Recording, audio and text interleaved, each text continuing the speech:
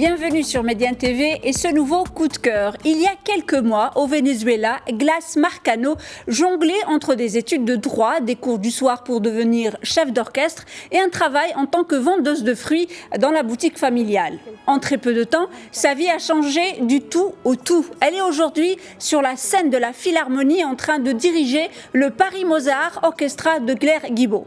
De la détermination, Glas Marcano en a à revendre en décidant de postuler au concours La Maestra en France, réservé aux femmes chefs d'orchestre. Elle ne mesure pas encore l'épreuve que cela va être pour elle.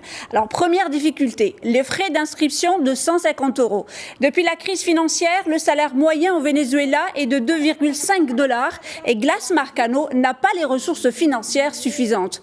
Peu importe, elle met en place une cagnotte et sollicite son réseau pour l'alimenter.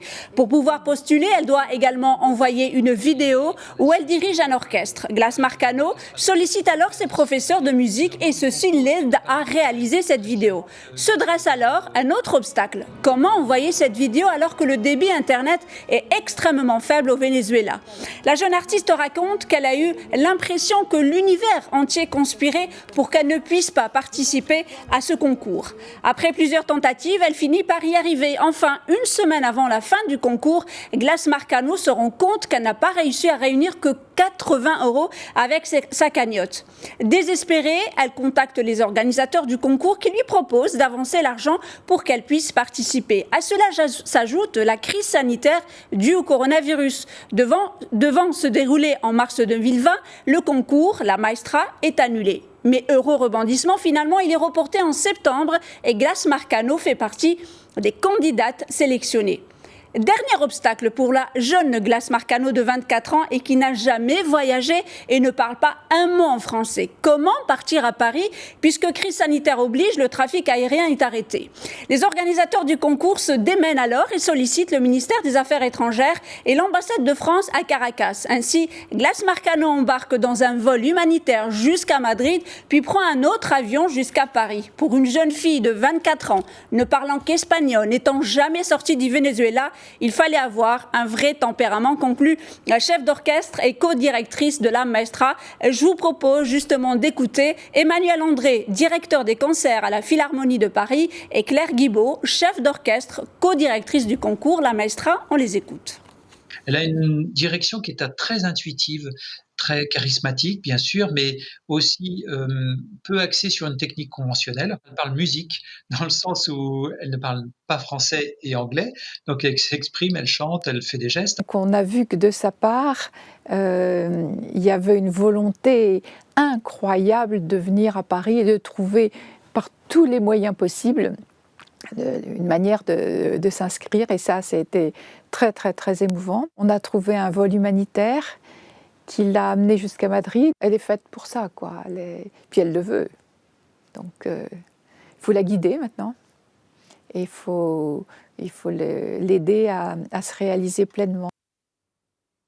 Quand Glas Marcano se présente pour les éliminatoires de la Maestra à la Philharmonie, elle n'a pas presque dormi depuis 48 heures depuis son départ de Caracas. Ne parlant ni anglais ni français, elle est inquiète et se demande comment elle va arriver à communiquer avec les musiciens du Paris Mozart Orchestra. Et pourtant, elle monte sur scène sans perdre la baguette et époustoufle jury et public. Les organisateurs n'en reviennent pas. La jeune fille est douée et talentueuse. Pour eux, jouer comme elle a fait et surtout diriger comme elle a fait un orchestre qu'elle ne connaît pas, cela relève de l'exception.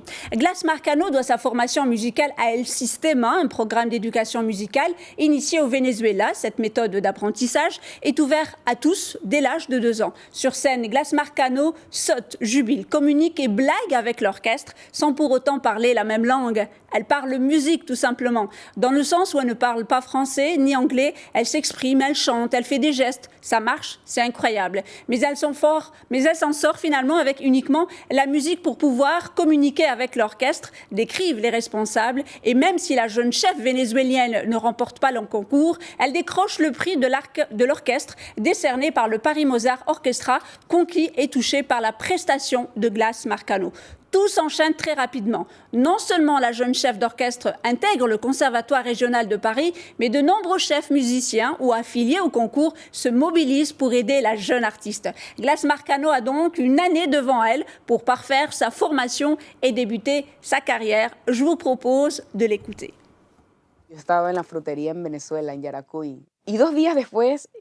Je vendais des fruits au Venezuela, à Yaracuy.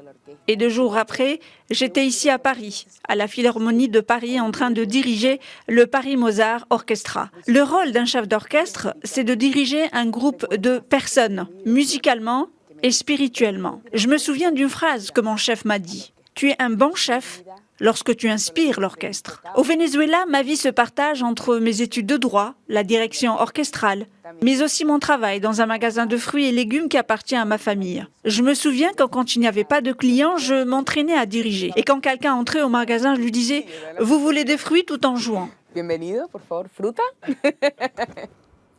Merci, chers téléspectateurs, pour votre fidélité. L'information se poursuit sur nos différents canaux Médiane TV Arabique, Médiane TV Maghreb, Médiane TV Afrique et sur notre site web www.medianetv.com. Surtout, portez votre masque et restez vigilants.